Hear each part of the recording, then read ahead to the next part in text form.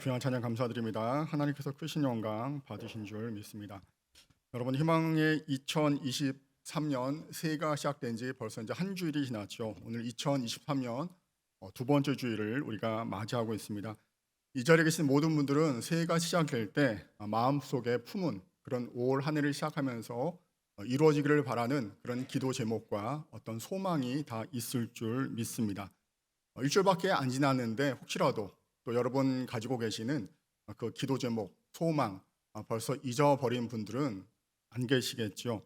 여러분, 말씀을 준비하면서 이 소망을 생각할 때 소망의 반대말을 한번 떠올릴 수 있었습니다. 뭐 절망 아니면 실망이라는 여러 가지 단어가 있겠는데요. 대표적으로 이 소망, 희망의 반대말은 말 그대로 그 소망을 잃어버리는 실망이란 단어가 아닐까 싶습니다. 여러분, 실망이란 단어는 영어로 disappoint라는 그런 단어를 쓰고 있죠. 어떤 미국의 한 목사님이 이 disappoint를 이렇게 풀이한 것을 제가 참 감명 깊게 읽고 제가 메모해 놓은 것이 있는데요.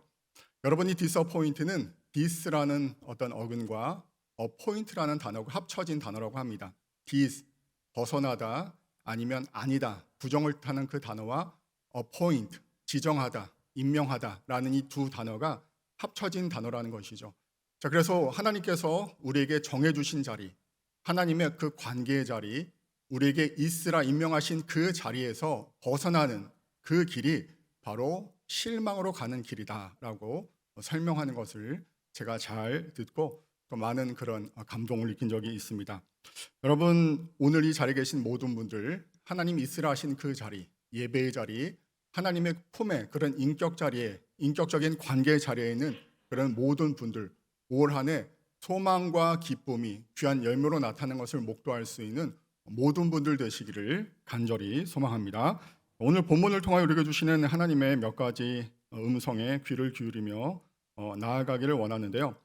첫 번째, 오늘 본문을 통하여서 우리가 먼저 마음에 새길 그런 하나님의 음성은 주님을 믿는 믿음 안에서 하나 되는 그 교회 공동체성을 잊지 말라라는 하나님의 말씀입니다.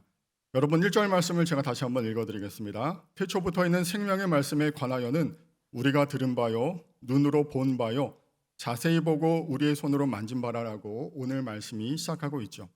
자, 태초부터 있는 생명의 말씀에 관하여 우리가 들었고 우리 눈으로 보았고 우리의 손으로 만졌다라고 오늘 말씀이 이야기합니다. 사도 요한은 본문에서 우리를 강조하고 있죠. 내가 듣고 내가 보고 내가 만진 것이 아니라 우리가 함께 듣고 보고 만진 바가 되었다라는 우리라는 단어를 강조하고 있습니다. 2절, 3절, 4절에서도 계속 강조되고 있는 것은, 주어로 쓰이고 있는 것은 내가 아니라 어떤 한 사람의 특정한 개인이 아니라 우리라는 이런 공동체성을 강조하는 이 복수의 주어가 쓰이고 있다는 것이죠. 여러분, 여기서 말하는 우리가 누구일까요? 바로 교회 공동체이죠. 예수 그리스도를 구주 삼아 십자가 보혈로 하나님의 백성이 된 사람들. 자, 그래서 하나님께로부터 부름을 받고 또 세상의 그런 선교 현장으로 보냄을 받은 믿음의 공동체, 바로 교회 공동체를 의미하고 있는 것입니다. 여러분, 코로나가 아직도 완전히 종식되지 않은 그런 상황에서 이제 한 4년 차 되는 이 상황 가운데 코로나가 우리에게 어떠한 영향을 끼쳤는지 학문적으로도 분석이 되고 있고요. 많은 분들이 어떤 기준을 잇대어서 설명하는 것을 듣곤 합니다. 우리 교회에도 이 코로나가 많은 영향을 끼쳤죠. 먼저 이제 긍정적인 면으로는 어떤 공간과 시간의 제한이 해소된 것을 우리가 가장 먼저 들 수 있을 것입니다. 이전에 우리가 예배를 드리기 위해서는 여러분 지금 앉아 계신 이 건물, 교회당, 바로 이 건물에 정해진 시간에 와야만이 우리가 예배를 드릴 수 있었는데요. 자, 그런데 이 코로나가 극성을 부릴 때 비대면 예배가 활성화되면서 교회가 아닌 장소에서도 마음과 정성과 뜻을 모두어 하나님 앞에 예배 드릴 수 있는 그런 온라인, 이 대면, 비대면 예배가 우리 교회에 큰 영향을, 나름 긍정적인 영향을 끼친 것을 우리는 살펴볼 수 있습니다. 자, 그런데 이것이 긍정적인 영향으로만 끝나면 좋겠는데 부수적으로 또 부정적인 영향이 나타났다는 것이죠. 여러 가지 것들이 있겠지만은 가장 큰 문제는 예배의 공동체성이 상실되었다는 것입니다. 교회 직접 가지 않아도 예배를 드릴 수 있고 또 얼마든지 이 영상을 통하여서 찬양을 듣고 함께 찬양을 할 수 있고 또 여러 가지 우리의 오감을 만족시킬 수 있는 그런 다양한 컨텐츠에 익숙해져 보니까 예배 공동체에 직접 함께 하려는 마음이 점점 사라지게 된 것입니다. 자, 그래서 어떤 예배 신학자는 이런 현상을 이렇게 분석하고 있는데요. 코로나 상황 속에서 성도들은 점점 자신과 교회의 관계에 있어서 교회가 나에게 주는 유익이 무엇인가를 우선시하기 생각했다라고 분석하고 있습니다. 자, 한마디로 이 코로나를 통하여서 우리 내면에 자리 잡고 있던 어떤 시대의 현상이라고 할 수 있는 이 개인주의가 알게 모르게 우리의 마음 속에, 우리의 영혼 속에, 우리의 태도 속에 점점 더 깊게 자리를 잡게 되었다는 것입니다. 물론 몸이 아파서 어떤 피치 못할 사정이 있어서 온라인 예배를 드리는 그런 경우도 있을 것입니다. 하지만 여기서 강조드리는 것은 코로나로 인하여 점점 우리 안에 내재되어 있는 이런 개인주의적인 그 경향이 나에게 어떤 유익이 될까를 먼저 생각하는 그 모습이 우리 교회 공동체와 우리의 믿음에 큰 영향을 끼치기 시작했고 이것이 교회 공동체의 약화로 나타났다는 것이죠. 자, 바로 이를 면에서 오늘 본문은 오늘을 살아가는 우리에게 분명한 하나님의 음성을 전하고 있습니다. 여러분 잘 알고 계시는 것처럼 이 요한일서가 쓰여진 시대적인 배경이 있죠. 대략 AD 90년경에 기록된 이 요한일서는 당시 횡행하던 많은 이단들의 공격 속에서 하나님의 그 진리의 말씀을 증언하기 위해 쓰여진 그런 서신이죠. 여러분 특별히 이 많은 이단 중에서 당시 초대교회 공동체를 가장 심각하게 위협한 이단이 있는데요. 바로 여러분 한 번쯤은 이야기를 들어보셨을 줄 아는 영지주의라는 그런 이단이 있었습니다. 여러분 이 영지주의의 특징은 무엇입니까? 육체를 경시하고 영적인 것이 최고로 생각하는 어떤 이런 이원적인 생각을 갖고 있었다는 것이죠. 그리고 그들이 강조하고 있는 구원은 감춰져 있는 어떤 신비하고 특별한 지식을 알아야만 구원을 얻는다라는 그런 생각을 지니고 있었습니다. 자, 그래서 그들은 우리의 육체는 영혼보다 낮은 수준에 그런 거하는 모습이기 때문에 예수님께서 인간의 몸으로 성육신하신 그 모습을 전혀 받아들일 수 없었던 것이죠. 자, 그들은 십자가를 통한 구원이 아니라 그들만이 아는, 그들에게만 전수되어 내려오는 어떤 특별한 지식을 알아야만 구원을 얻을 수 있다라고 하는 이런 잘못된 생각을 갖고 있었던 것입니다. 여러분 요즘 회자되는 단어 중에 디지털 영지주의라는 말이 있습니다. 코로나의 비대면 상황 속에서 온라인 사역의 중요성은 점점 커져가고 있는데요.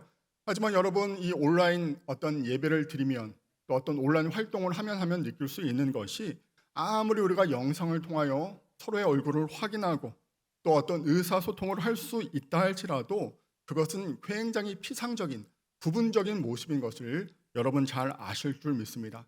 우리의 감정, 우리의 느낌을 있는 그대로 공감하기 힘들고 또 어떤 부분적인 전달에 제한이 있다라는 것이죠. 가장 큰 어려움은 서로의 인격을 통하여서 이 실제적인 관계를 통하여서 서로에게 본이 되고 덕이 되는 그런 관계를 세우기가 어렵다는 것이죠.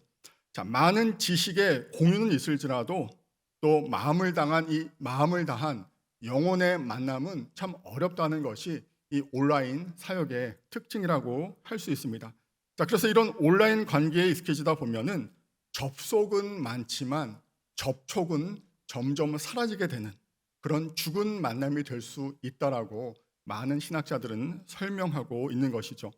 마치 영혼과 육체를 구분했던 이 초대교회의 영지주의처럼 지금 우리가 익숙해져 있고 또 많은 관심을 기울이고 있는 이 온라인 사역, 온라인의 그 모습은 우리의 육체와 영혼을 분리시킬 수 있는 어떤 디지털 영지주의의 위험을 갖고 있음을 우리는 잊지 말아야 한다는 것입니다.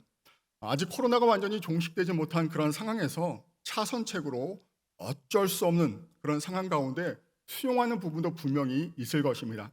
자, 이런 온라인을 전체적으로 다 부정하는 것은 아니지만 그 안에 담긴 이런 영적인 위험성을 우리는 분명히 분별하고 또 지혜롭게 말씀 안에서 대응하는 것이 필요함을 우리는 이 말씀을 통하여 확인할 수 있다는 것이죠. 자, 그런 의미에서 오늘 본문이 강조하고 있는 그 교회의 공동체성, 함께 모여서 함께 말씀을 듣고 함께 주님을 만나고 함께 영혼을 나눌 수 있는 그 만남, 실제적인 접촉, 우리 영혼을 다한 그 만남이 앞으로의 모든 사역과 모든 시간과 상황 속에 더 많이 자주 일어나야 함을 우리는 이 말씀을 통해 다시 한번 확인하게 됩니다. 자, 오늘 우리에게 주시는 두 번째 하나님의 음성인데요. 자, 우리는 그런 상황 가운데 생명의 말씀과 영원한 생명 대신 예수 그리스도의 충만한 은혜를 더더욱 붙들어야 함을 오늘 말씀이 이야기하고 있습니다. 여러분, 오늘 2절 말씀을 우리 함께 읽기를 원하는데요. 우리 2절 말씀을 우리 한 목소리로 함께 읽겠습니다. 시작. 이 생명이 나타내신 바 된지라 이 영원한 생명을 우리가 보았고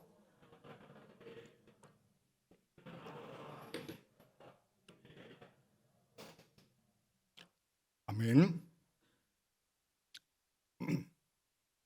오늘 본문 2절은 영원한 생명이 되신, 그래서 우리에게 구원을 허락하신 예수님이 우리에게 나타내신 바 되었다라고 설명합니다. 우리가 찾은 것이 아니라 우리가 애를 쓰고 만나고자 갖은 노력을 다해서 그런 우리의 노력이 가상해서 우리에게 나타나신 것이 아니라 아무런 자격과 아무런 공로 없는 우리에게 은혜로 계시로 나타내어진 바 되셨다라고 성경은 이야기하고 있는 것이죠. 그리고 그 계시의 방법은 이 땅에 인간의 몸을 입고 우리에게 임자여 오신 바로 성육신 사건이죠. 자, 앞서 1절에 우리가 듣고 보고 만진 바 되어라는 그 말씀처럼 예수님께서는 우리에게 성육신 하셨기 때문에 우리는 어떤 특별한 지식이 아니라 그분을 보고 듣고 만질 수 있게 되었다는 것입니다. 여러분, 영지주의 이단들도 예수님에 대해서는 아마 지식적으로는 우리보다 더 많이 알고 있는 그런 존재들이었죠. 하지만 또 요한, 오늘 이 편지를 기록한 사도 요한도 예수님을 알고 있었지만, 자, 이 영지주의자들과 이 요한의 그 삶의 차이가 무엇입니까? 이 영지주의 이단들은 예수님을 알았지만 그냥 피상적으로 머리로만 아는 그런 단계였죠.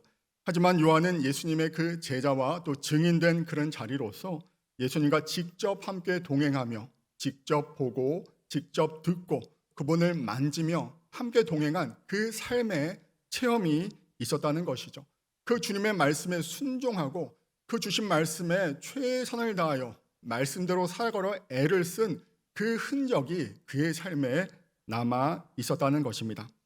영지주의 이단들은 예수님에 대해서 잘 안다고 했지만 그들은 결국 자신들의 지식, 그 이성 안에 예수님을 가뒀을 뿐입니다. 그들에게 중요한 것은 구원을 얻게 하는 지식 그 자체였을 뿐이고 예수님이 아니었던 것이죠. 하지만 사도 요한은 참 진리이신 예수 그리스도를 경험하고 진정으로 알았고 또 시간이 흘러갈수록 그 주님에 대한 그 사랑과 알의 깊이가 더욱더 커져간 것을 증언하고 있는 것입니다. 천재형의 믿음으로 바로 이 편지를 쓰고 있는 순간에도 주님과 함께 거하는 가운데 주님 주신 말씀을 기억하며 증인으로서 사명을 감당하고 있었던 것이죠. 자, 그렇게 그 관계, 알의 목적이 3절에 나타나 있는데요. 우리가 보고 들은 바를 너희에게도 전함은 너희로 우리와 사귐이 있게 하려 함이니 우리의 사귐은 아버지와 그의 아들 예수 그리스도와 더불어 누림이라라고 오늘 말씀은 기록하고 있습니다. 자, 진정으로 더 깊게 알게 된 예수님을 그 전하는 그 증인으로서의 목적이 무엇이라고요?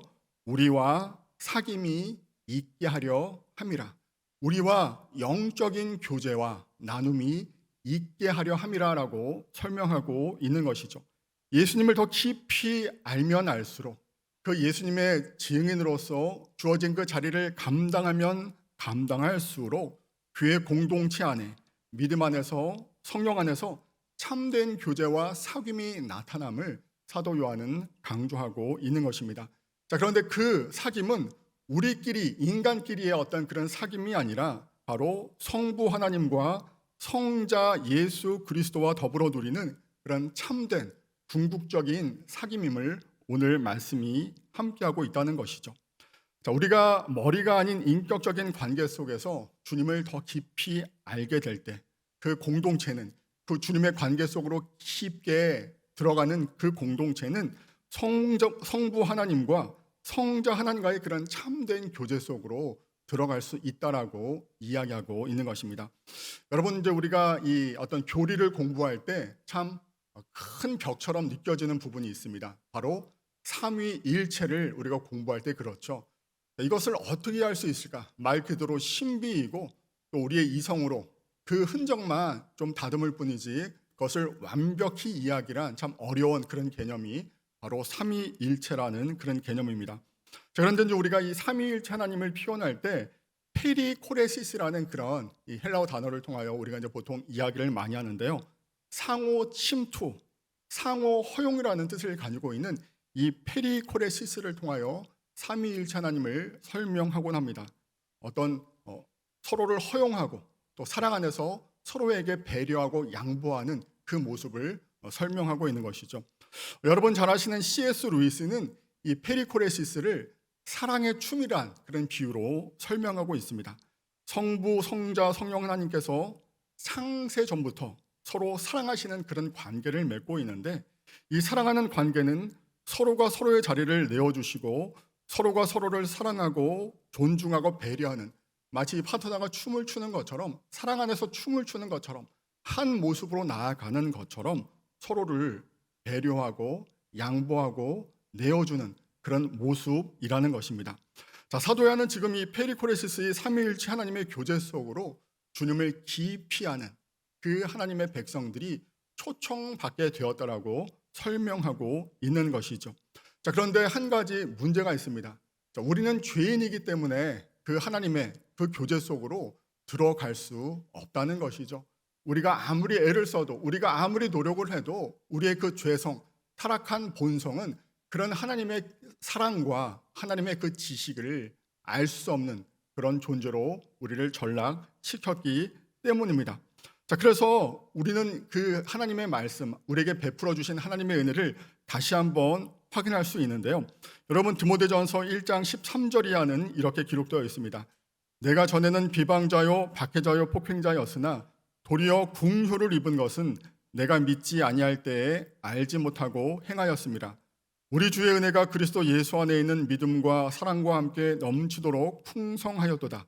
미보다 모든 사람들이 받을 만한 이 말이여 그리스도 예수께서 죄인을 구원하시려고 세상에 임하셨다니라 라는 이 사도 바울의 고백처럼 바로 하나님께서 우리의 죄를 위하여 그 하나님의 페리코레시스 삼위일체의 그 교제 속으로 우리를 초청하시기 위하여 먼저 은혜로 다가오신 그 사건을 이야기하고 있는 것이죠.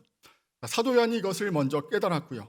이 사도 요한을 통하여 예수님의 그 사랑에 대해서 많은 초대교회 성도들이 그것을 깨닫고 같은 교제의 자리로 초청받았습니다. 그리고 오늘 예배의 자리에 있는 우리 모두도 그 하나님의 그 사랑의 교제에 초청받은 결과 하나님의 백성과 자녀로서 오늘 이 예배의 자리를 지킬 수 있었던 것이죠. 여러분 우리 교회 공동체가 소중하고 의미 있는 그런 이유가 무엇입니까? 많은 사람들이 이야기하고 있는 것처럼 교회 다니면 복을 받기 때문일까요? 오늘 앞서 설명드린 이 영지주의자들처럼 교회를 다니면 어떤 특별한 지식과 어떤 깨우침을 얻을 수 있기 때문입니까? 우리의 마음을 울릴 수 있는, 우리의 오감을 만족시킬 수 있는 어떤 찬양과 음악이 있기 때문입니까? 아니죠. 바로 예수님 때문에, 그 예수님의 은혜 때문에, 우리를 먼저 사랑하시고 은혜를 베푸신 그 예수님 때문에 우리 교회 공동체가 소중한 것을, 이 자리에 있는 한 분 한 분이 참으로 소중한 존재가 된 것을 오늘 말씀이 이야기하고 있다는 것입니다. 자, 그렇게 우리가 하나님과의 그 관계 속에서 주님을 더 깊이 알고 또 우리가 성육하신 그런 주님의 그 십자가 은혜를 깨닫게 될 때에, 그래서 우리가 하나님의 교제 속에 초청된 참으로 복된 존재임을 깨닫게 될 때에 우리는 마지막으로 주시는 하나님의 음성의 귀를 기울이게 되는데요. 한번 따라 하실까요? 오직 주님만이 참된 기쁨을 우리에게 주십니다. 여러분, 코로나 영향 때문에 교회 공동체성이 점점 약화되는 상황 속에서 우리가 모이기를 힘쓰고 또 주님의 은혜와 사랑을 더 깊이 압시다라고 이야기하며 믿음으로 나아갑니다. 자, 그런데 현실적으로는 우리가 모순된 그런 상황을 맞이하게 되는 것 같아요. 자, 머리로는 그 하나님의 은혜를 깨닫고 더 모이기를 힘써야 합니다. 따라가고 싶지만은 우리는 코로나 이전보다 더 깊은 부담을 느낄 수 있다는 것입니다. 여러분, 온라인으로 예배를 드리다 보면은 직접 이 컨택트, 맞이하는 관계에서 소모되는 어떤 우리의 감정, 또 우리가 교회 사역에 들어가는 우리의 어떤 체력과 노력, 희생, 이런 것들이 점점 버겁게 부담으로 느껴질 때가 있습니다. 주님 안에서 은혜와 기쁨과 평안을 누려야 하는 것이 마땅인데 오히려 교회에 오면은 아주 소수의 그런 분들이 걱정과 답답함과 불편함을 아주 가끔 느끼는 그런 케이스가 있을 수 있다는 것이죠. 여러분, 한번 우리의 과거를 생각해 보기를 원합니다. 코로나가 극성을 부릴 때 온라인으로 예배를 드릴 수밖에 없었던 그런 비대면 상황에서 교회를 참으로 그리워하면서 영상으로 이 교회 본색만 봐도 마음이 울컥하던 때가 있었죠.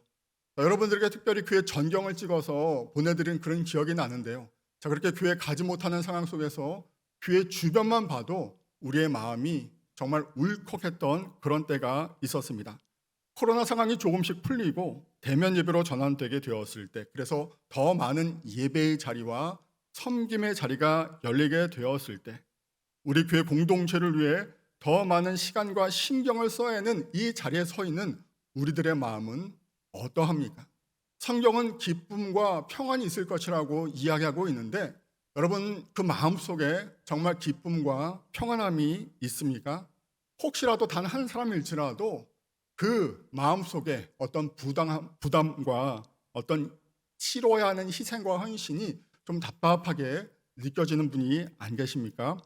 기쁨과 감사보다 때때로 우리의 입술을 통하여 불평과 원망이 나오고 있지는 않습니까? 자, 그럴 때 우리가 다시 한번 바라보아야 할 것이 있습니다.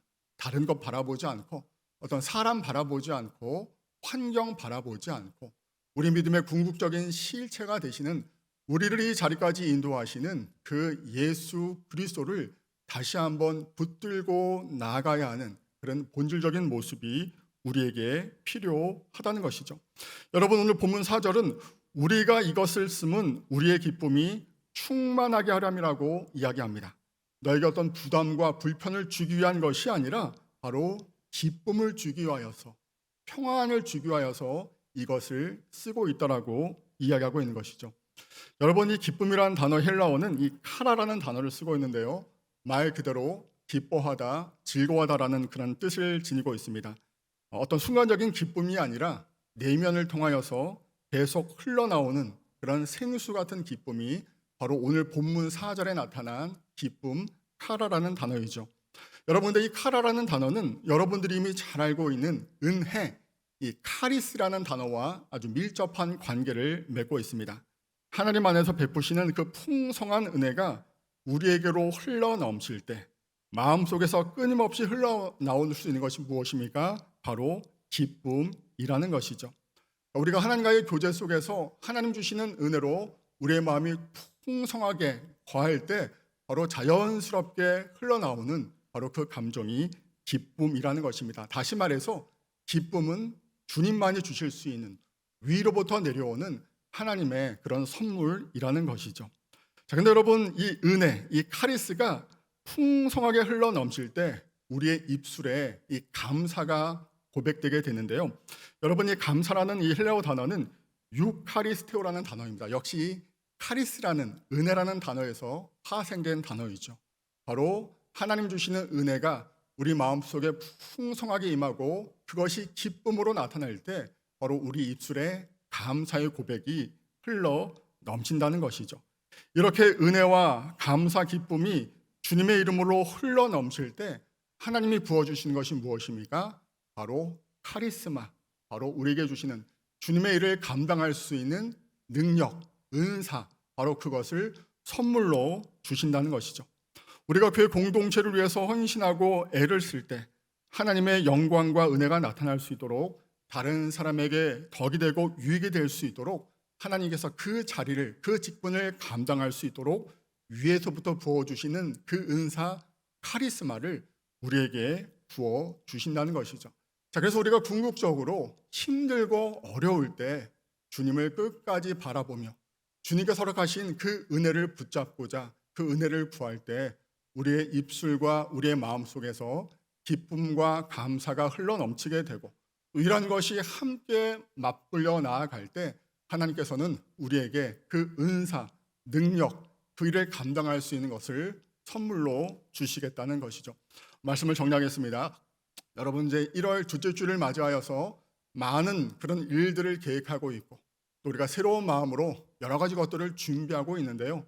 때때로는 그것들이 버겁게 느껴질지라도 내 힘으로 감당할 수 없을 것처럼 여겨질지라도 우리 자신을 바라보는 것이 아니라 상황을 바라보시는 것이 아니라 우리를 이 자리까지 인도하신 그 하나님 한 분 붙들고 그 주님의 은혜와 사랑 붙들고 우리의 힘과 능력이 아닌 하늘로서 덧붙여 내려주시는 그 은사, 하나님의 능력을 기대하는 가운데 맡겨진 자리를 통하여 하나님의 영광을 누릴 수 있는, 기쁨을 누릴 수 있는 우리 모든 성도님 한 분 한 분 되시기를 간절히 소망합니다. 기도하겠습니다. 하나님, 오늘도 주님 주시는 말씀을 통하여서 우리 자신을 돌아보며 나아갑니다. 하나님, 새해가 시작된 지 이제 일주일이 지나고 많은 것들을 기대와 또 소망으로 나아가는 이 자리에 있어서 다시 한번 하늘문을 여시고 우리의 입술의 감사와 우리의 마음의 기쁨을 허락하여 주시는 가운데 모든 자리 충성함으로 감당할 수 있는 하나님의 영광과 교회 공동체를 위해 더욱더 헌신하며 수고하겠다 결단할 수 있는 우리 모두가 될 수 있도록 힘과 능력과 은사를 허락하여 주시옵소서. 모든 것 주님 앞에 겸손히 의탁드리오며 우리를 구원하신 예수님의 이름으로 기도를 드립니다. 아멘.